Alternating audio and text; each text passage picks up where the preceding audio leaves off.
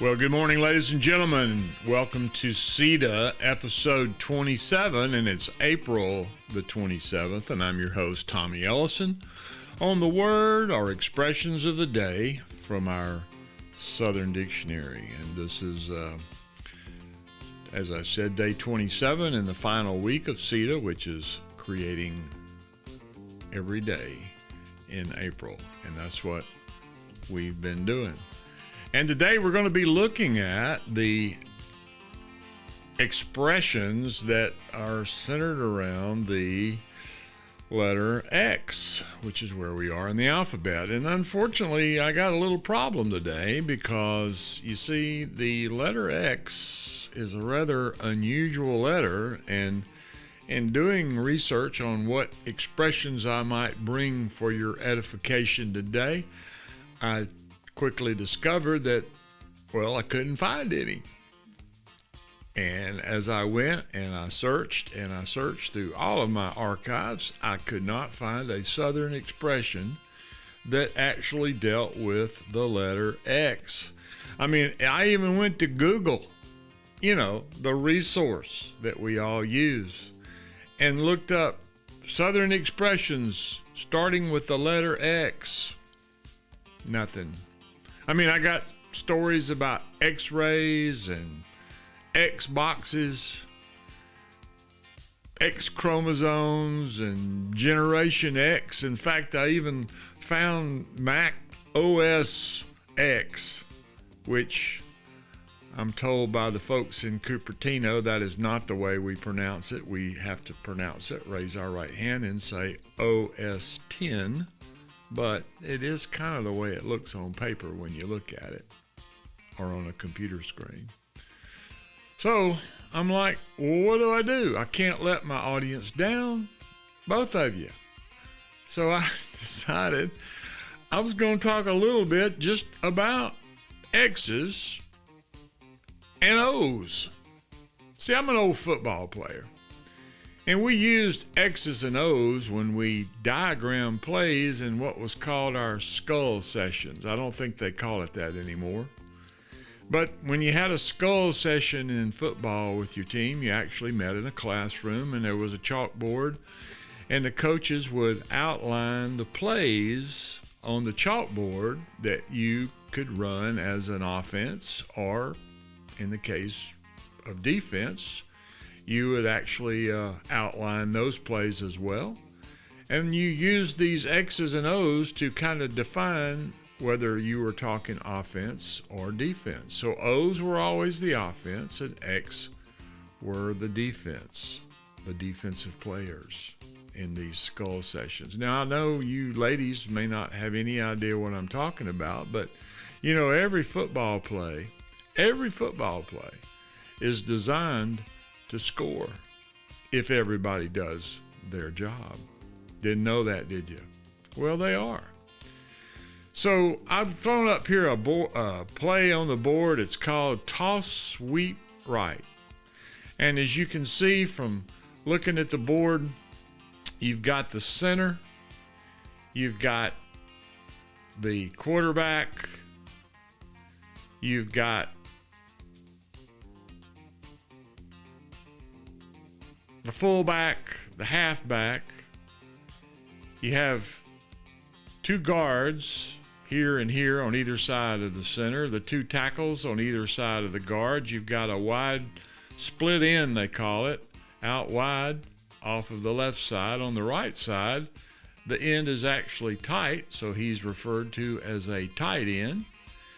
And you have a fullback, you have another halfback, but he is split out wide for this particular play. And you have a running back, another halfback, who, because of his solid color, is designated to be the one who receives the ball from the quarterback when the play is run. And these, of course, are all your defensive players, your defensive line, your linebackers, and you'll also have your defensive backfields. All this defense are defined with the letter X. So let's run this play. Toss sweep right. And here's how the play goes. Quarterback takes the ball from the center. He moves down the line to the right. He pitches the ball to the halfback, which is trailing along with him. The fullback moves to the right side of the line and blocks the end, the defensive end. This gentleman here, the halfback who is split out, he runs down the field, takes on a block with the defensive safety on the defense. And of course, the linemen are taking out their individual opponents. This wide receiver on the left actually runs deep and pulls this player with him when he's running his route deep, so he takes him completely out of the play. The idea being that, that defensive back has to follow that receiver, because if this halfback were to stop and suddenly throw the ball to that receiver, he would be wide open should this guy not be on him and following him in his route. So, as you can see, when the ball is snapped, the halfback runs around the end, quarterback pitches the ball to him, all the defensive players are assigned blockers, and guess what? You should now have 6 points. Make sense? Well, this is just one play. And of course, every playbook in a football team's arsenal will have multiple plays. So, I live in Alabama, and of course we have a big rivalry here. We call it the Iron Bowl, because the city of Birmingham and this area was often known for its ability to manufacture iron and steel. And so the Iron Bowl was the big game at the end of the season between Alabama and Auburn. It's a rivalry that's gone on since its inception in 1893, although there were a number of years where it was not played. And the Iron Bowl was actually brought back into play in 1948, what we refer to as the modern era of the Iron Bowl. And actually, they had stopped playing, and it took the legislature of Alabama to offer to withdraw funding from these universities should they choose to continue not to play one another. So, of course, needing that money, they decided they would begin to play again. And it went into a game here at Legion Field, played in Birmingham for many years, and eventually moved to a home and home, where they split between Alabama and Auburn's, both having very fine stadiums, seating a little over 100,000 people each. Alabama leads that record right now in the modern era, 44-30. But when I was growing up, we used to, go to our grandma's and we would play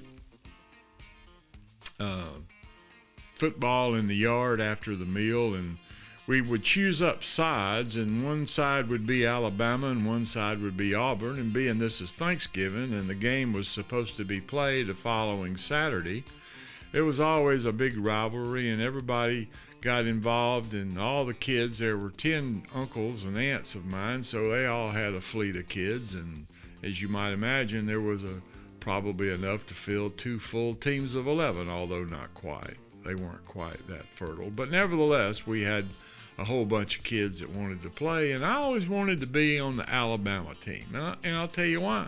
It's that number right there, 44-30. Alabama just seemed to be the team that won all the time. And so why would I want to be on a team of losers? Auburn. I wanted to be on the Alabama side of the ball. Well, with all that, how do I wrap up this episode about the letter X? Well, I'm going to tell you. I got 2 stories for you. First story is about former coach at Alabama. His name was Gus Malzahn, and in this story, Gus dies. And he makes his way to heaven, and he's standing at the pearly gates, and God says, well, Gus, let me take you on a little tour. And he shows Gus all around heaven, and he finally walks up around the corner to the road there, and he shows Gus a little 2-bedroom trailer. And it had a faded Auburn banner hanging from the front porch, and a little wooden mailbox had a little bumper sticker stuck to it, and it said War Eagle. And God looked at Gus and said, well, Gus, this is your house here in heaven. He had a big smile on his face, and he said, you know, most people don't get their own house up here, but you're kind of special. You coach at Auburn. And Gus kind of looked at the trailer, and he kind of glanced around, and he noticed there was a big, huge, beautiful 2-story mansion sitting on the hill up above his trailer. And it had big, tall, white marble columns.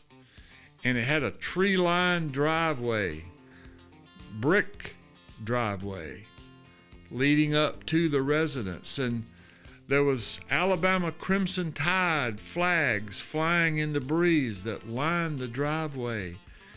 And a huge Alabama Roll Tide Roll banner was hanging between the two marble columns. And Gus looked at God and said, well, thanks for the house, God, but let me ask you a question. He said, I get this little 2-bedroom trailer with a faded banner and a bumper sticker on the mailbox, and here Nick Saban gets a mansion with Alabama banners and a big Roll Tide flag all over the place and a big, beautiful driveway on top of all that. He said, why is that? Why does Nick get this big mansion and I get this little trailer? And God looks at Gus and seriously for a moment, and he says, Gus, that's not Nick's house. That's my house.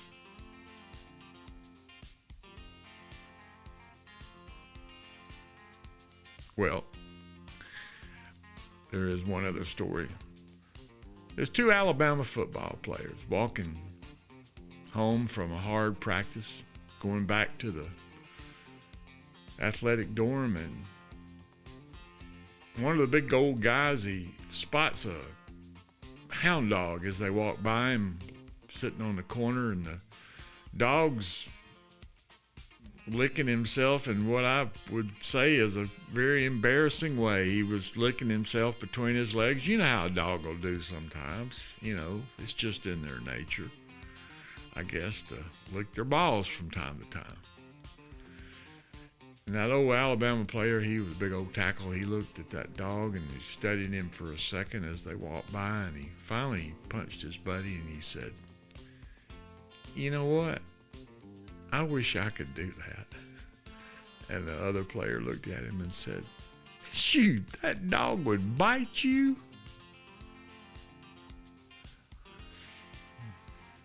Well, that's it. That's my X episode. Might even be a little, well, it's not X-rated, but it could be a little PG if you think about it. So don't let the kids see this one, okay? Tomorrow we're going to talk about the letter Y, and I got a feeling I'm going to have another problem, but you know what? I got a good one right now. You see, when I invite you guys to come to Alabama, I always say, look me up. And what do I always say when we end these episodes? I'll say it again. Y'all come.